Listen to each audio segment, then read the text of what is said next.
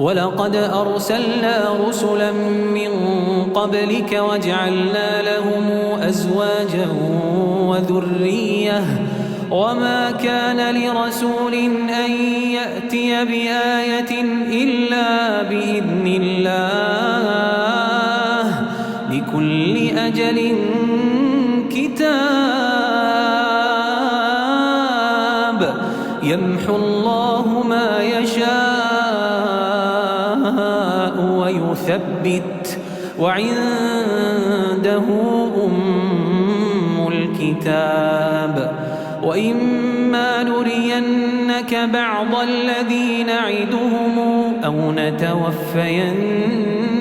فإنما عليك البلاغ وعلينا الحساب أولم يروا أنا نأتي الأرض ننقصها من أطرافها والله يحكم لا معقب لحكمه وهو سريع الحساب وقد مكر الذين من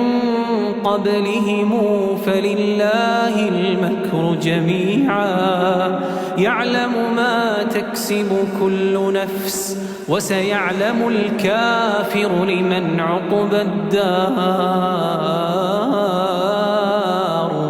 ويقول الذين كفروا لست مرسلا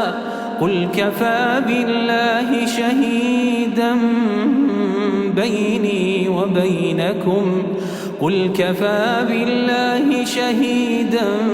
بيني وبينكم ومن عنده علم الكتاب